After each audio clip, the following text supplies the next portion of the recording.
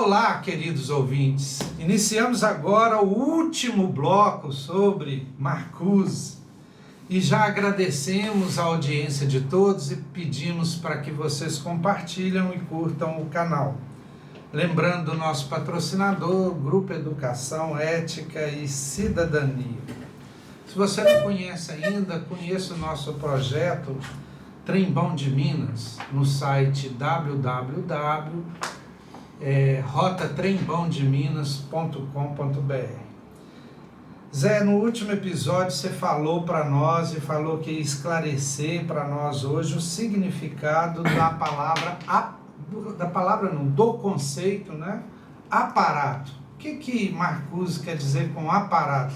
Que parece ser uma coisa bem forte que nos submete a todos. Então, o que é aparato? E é uma ideia, é uma singularidade dele, Jomar. Tem um livro do Adorno, que é esse, que chama Tecnologia, Fascismo e Guerra. É um livro relativamente... Posso mostrar? Parei que eu vou ler um trecho. Depois eu mostro para os ouvintes. Tá. O título desse ensaio é Algumas implicações sociais da tecnologia moderna. É um escrito dele de 1940 e 41. Ele estava nos Estados Unidos, na Califórnia. É nesse livro que ele vai, digamos assim, apresentar de modo mais definido a ideia de aparato. Eu vou destacar alguns trechos pequenos desse texto do Marcuse para pensar essa ideia do aparato. Abre aspas. O termo aparato designa as instituições, dispositivos e organizações da indústria em sua situação social dominante. Fecha aspas. Vamos pensar isso um pouco mais. Jomar, primeira coisa que para a gente entender o aparato, a gente tem que entender o seguinte: o Marcuse não usa a palavra sistema, que é a palavra mais comum. O sistema, o homem é fruto do sistema, o sistema é isso, o sistema aquilo. Marcuse não utiliza. Só para lembrar que as ciências da cultura, da sociedade, as ciências humanas, elas são posteriores às ciências da natureza. Uhum. E essa ideia de natureza, essa ideia de sistema, ela é da natureza. Da natureza, das ciências da natureza. Ela não serve para pensar a sociedade. Segundo Marcuse, não há sistema na sociedade. O máximo que você poderia pensar é numa sociedade onde existem subsistemas, mas entre esses subsistemas existem rivalidades, existem espaços, existem lacunas, eles não formam uma totalidade orgânica. Um subsistema pode estar em situação de rivalidade com outro. Nessa sociedade, o interesse dos bancos não é necessariamente o mesmo interesse da indústria, nem do comércio. A disputa em torno da taxa de juros expressa um pouco isso. Não há consenso em torno da taxa de juros. Isso expressa a ideia de que não há sistema. Há contradições entre os subsistemas. O Marcuse não utiliza a expressão sistema para se referir à indústria, à sociedade industrial, porque, segundo ele, esse sistema, entre aspas, é contraditório. E não há sistema contraditório. Você tem contradições, ele não é sistema, mas é aparato. Está vendo? No sistema não há contradições, mas no aparato pode haver contradições. Então, aparato não é a mesma coisa que sistema, mas por analogia você pode pensar que aparato é um sistema com suas contradições, é aquilo que não se sustenta. A individualidade, nós vamos falar da individualidade face ao aparato. O aparato pode ser chamado também de era da máquina. Ele fala do Linus Munford, nós falamos isso lá atrás. A individualidade, essa é a tese dele. A individualidade, o indivíduo, ela na era da máquina, na sociedade de massas, na sociedade industrial, ela não desaparece, mas ela se transforma. Por isso é que, segundo ele, é difícil a gente pensar, demonstrar que o indivíduo está em baixa. Porque é sempre fácil você contestar essa afirmação. A ideia dele é o seguinte: o indivíduo torna-se um apêndice da maquinaria produtiva, portanto, um apêndice do aparato. O indivíduo não desapareceu, não morreu, porque o aparato requisita, solicita cada vez mais esforço individual, eficiência individual, consumo individual. Ele é produtor e consumidor, igual você já falou. Portanto, pensa no indivíduo e no aparato. Adaptar-se ao aparato é racional. Criticar e resistir é que tornou-se irracional. Exatamente porque você tende a ser derrotado. Todo opositor ao aparato, primeiro, vai ficar de fora do aparato. Segundo, vai sofrer as consequências de ser excluído. Você falou, né? Vagabundo ou inútil. Isso. Os poetas são inúteis. Tá vendo? Fica de fora. É verdade. Os artistas. A não ser que eles entrem na lógica de espetáculo. Sim, mas aí ele deixa de ser artista. E passa a ser um adaptado ao aparato. Atende às encomendas do produtor de espetáculo. Abre aspas de novo, Jomar. Os indivíduos, disse a Marcuse, são despidos de sua individualidade, não pela coerção externa, mas pela própria racionalidade sob a qual vivem.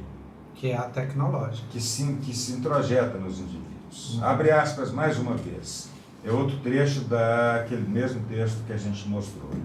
Abre aspas. O processo da máquina impõe aos homens os padrões de comportamento mecânico e as normas de eficiência competitiva. São tanto mais impostas de fora, quanto menos independente se torna o concorrente individual.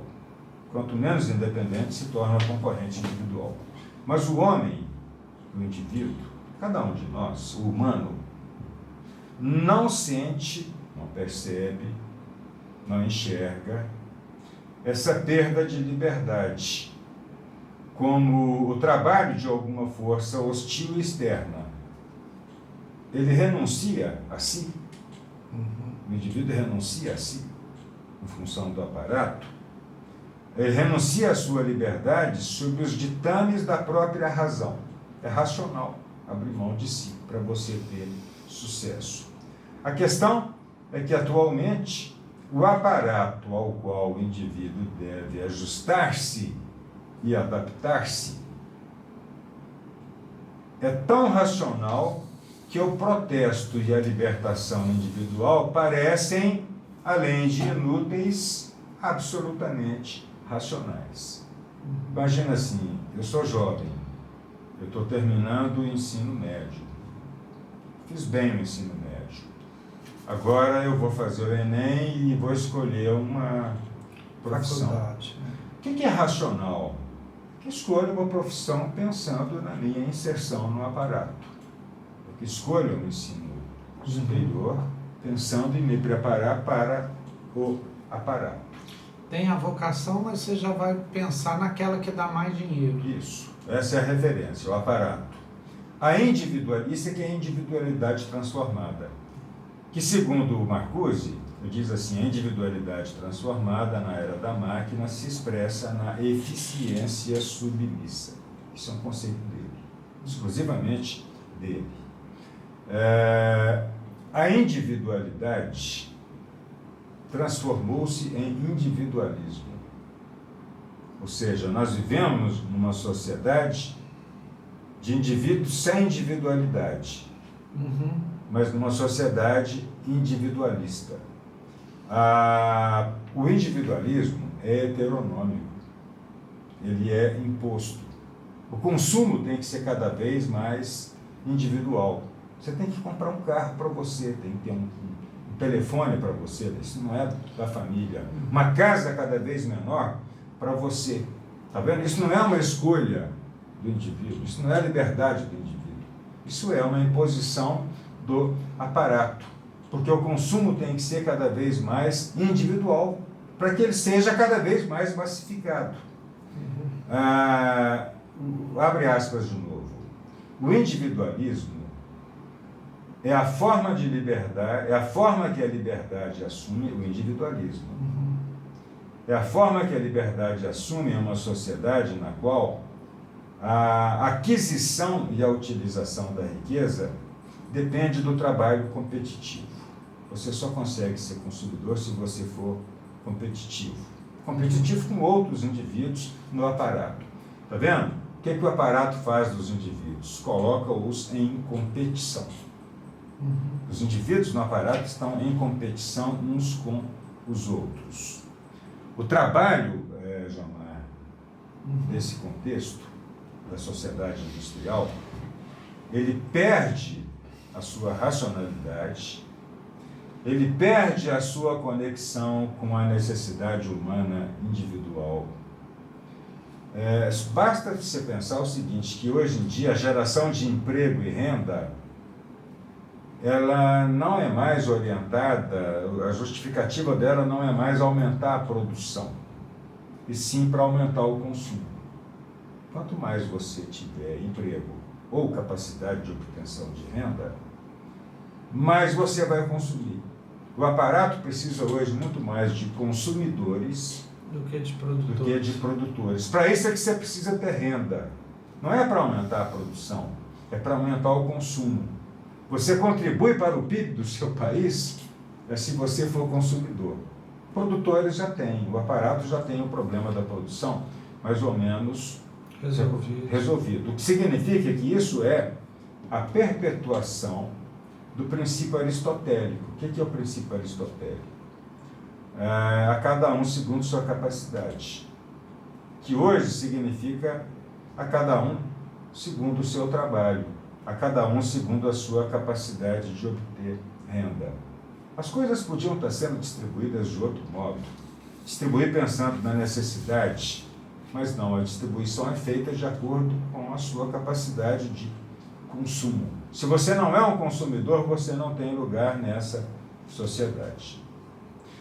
E por fim, Jamar, o desespero do Marcuse é que não há oposição ao aparato. Não é raro você ter oposição ao governo. Oposição aos governos, ao prefeito, ao governador, oposição ao presidente, ao primeiro-ministro, oposição às vezes até ao Estado, embora muito menos. Mas você não tem opositores ao aparato. Por que não há oposição ao aparato? É por causa da vitória da racionalidade tecnológica, ou seja, opor ao aparato tornou-se uma coisa irracional. Aquilo na linguagem do senso comum. Inimigo, se você não pode vencê-lo, junte-se a ele. Se você não pode vencer o aparato, junte-se a ele. São poucos, segundo Marcuse, muito poucos, e inexpressivos, e estigmatizados, e isolados. São poucos, raríssimos, os movimentos de oposição ao aparato. A gente não consegue dizer onde eles estão. Operários, trabalhadores, o Marcuse vai dizer, de jeito nenhum, essa gente está a serviço do aparato, está imersa no aparato. Estudantes, na década de 60, os estudantes foram rebeldes, mas Depois disso, você pergunta, onde está a rebeldia dos estudantes? Os verdes, parte deles faz oposição ao aparato. Parte deles vende mercadorias de educação ambiental. O Sem Terra, o MST, chega a pensar que sim. Chega a pensar que sim. Eles não querem tomar o poder para fazer revoluções. Estão fazendo a revolução sem tomar o poder. Não querem tomar o poder. Talvez a atitude do MST brasileira seja uma atitude tipicamente anti-aparato. As mulheres fazem oposição ao aparato. Os homossexuais, suas grandes manifestações, é quem mais vai para a rua hoje, com orgulho, com cabeça erguida, pensar em direitos. São manifestações anti-aparato? Acho que não. Último trecho, Jomar. E os de rua, os moradores de rua? Pois é, o Marcuse vai dizer o seguinte... Os inúteis, Marcuse, os que nosso governador falou que tem que remover igual carro. tá vendo? Esses incomodam. Eles têm que ser removidos. Olha que tragédia, Jomar, da mentalidade de quem fala isso. Olha que tragédia. Tanto do seu governador, quanto do pastor que falou há pouco tempo que tem que dar 2 tiros na cabeça. E seu também, né? Jomar, olha que tragédia. Não basta ser excluído. Tem que ser eliminado. Pois é, terrível. E isso é estritamente uma versão contemporânea do nazismo, da intolerância nazista. Não basta ser excluído. Não basta estar do lado de fora. Você tem que ser eliminado. Essa oposição, João, essa gente não tem consciência de que é oposição, mas a ação é de oposição. Eles incomodam. A ideia do Marcuse, eu vou ler um trecho, e a gente para com essa conversa por hoje. Abre aspas. A racionalidade crítica só pode se desenvolver totalmente em grupos sociais cuja organização não seja padronizada pelo aparato. O sindicato padronizado, pertence ao aparato. E suas formas dominantes, ou em seus órgãos ou em suas instituições. Ou seja, os rebeldes identificados pelo Marcuse, com os quais ele tem algum otimismo, no sentido assim, esses são capazes de oferecer resistência ao aparato, são aqueles que estão do lado de fora. É nesses que Marcuse vê alguma esperança. Ele entende o seguinte: uma vez que você vendeu a alma para o aparato, que você vestiu a camisa do aparato ou da empresa, se você quiser, você abriu mão da sua camisa, você já abriu mão de si e está até anunciando isso publicamente como se isso fosse uma virtude. Você levar uma vida à disposição do aparato. Isso não é vida. E é por isso que ele acha que tem que ter alguém que faça oposição a isso para fazer com que a gente saia desse beco sem saída. Isso aí, então, é a impotência do pensamento? É, a impotência do pensamento. É por isso que a tarefa que os frankfurtianos propõem essa é uma delas. Temos que voltar a pensar. E por isso eles são críticos do ativismo, né? Você tem que pensar, você tem que se enxergar, perceber essas coisas e saber a quem e a que fazer oposição. Porque às vezes você está oferecendo uma oposição ao governo e você está defendendo o aparato, fortalecimento do aparato. É muito difícil, segundo ele, você fazer resistência, rebeldia, recusa ao aparato, porque ele é invisível. Ele não é fulanizado. Muito bem, Jomar. Muito bom, muito bom.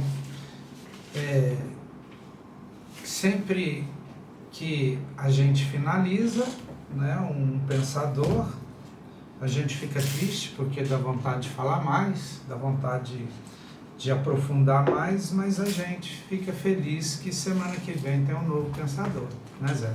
Isso aí. Semana que vem estaremos com um novo pensador. é importante a gente relembrar aqui que é o seguinte, esse primeiro momento nós estamos fazendo como se fosse a base, né, das nossas prosas sociológicas, estudando alguns princípios, pensadores, mas que o objetivo é chegar, por exemplo, numa coisa que a gente arranhou no programa de hoje, que é a crítica social da contemporaneidade, daquilo que a gente está vivendo, da nossa sociedade. Porque, por exemplo, uma reflexão que a gente falou, esses pensadores que nós estudamos até agora, já chegamos no século XX, né?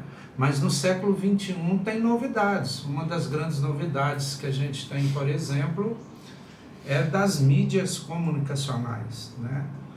A internet chegou no celular, e no celular chegou nas redes sociais, e hoje as redes sociais parecem ser um novo poder daquele quarto poder lá, e a gente vai ter que refletir sobre isso. E um caso que a gente falou aqui, a gente comentou, né? Nós estamos em final de 2025, foi um comentário do nosso governador de Minas Gerais e também de um pastor aqui da nossa cidade na Câmara, que tratava o ser humano, que tratava o morador de rua, que é uma questão, né, nesse tempo, nessa historicidade que eu estou falando, é um problema da cidade, e tratando, né, que não é só excluir, não, tem que eliminar. Então, quer dizer, como é que está essa racionalidade da eficiência, né? Quer dizer, nós começamos a abordar alguma coisa que no futuro nós vamos debater, é isso mesmo. Nós vamos pegar esse assunto que a gente arranhou hoje e debater, porque a prosa sociológica é exatamente isso, nós temos que falar da nossa sociedade. Só que nesse primeiro ano do projeto, a gente está montando referências para quem quiser, porque no futuro nós vamos falar assim, vê o programa do Marcuse, quando a gente começou a falar isso, que lá vai ter referência. E o nosso ouvinte interessado, que quer aprofundar mais, vem aqui, assiste 4 programas para Marcuse para entender o que é aparato, porque aqui a gente referenciou sobre isso. Então, muito obrigado a todos, vamos deixar na surpresa, não vamos contar quem que vai vir semana que vem, né? Porque a gente nem sabe, hein? Não, e eu vou te falar, o povo está pedindo um brasileiro. Eu acho que semana que vem, quem sabe você entra com um brasileiro na jogada. Você acabou de falar que tem pensadores do século XXI. Não, estou falando que a gente está no século XX ainda. Mas muito bom, excelente programa de hoje, gostei demais, aprendi demais. Agradecendo a audiência de vocês, e vocês podem nos ajudar simplesmente dando um joinha aí nesse curtir, tá? Curta o nosso programa, e se você gosta muito, compartilhe com seus amigos que gostam desses temas de prosas sociológicas, esse tema de refletir sobre a nossa sociedade. Muito obrigado a todos, agradecemos o GE, agradecer também ao Pedro, que é o nosso técnico aqui, que não aparece, mas está por trás das câmeras acertando tudo. Pedro é o nosso aparato. Pedro é o nosso aparato. Está por trás aqui comandando tudo. Muito obrigado e até semana que vem, se Deus quiser. Até lá.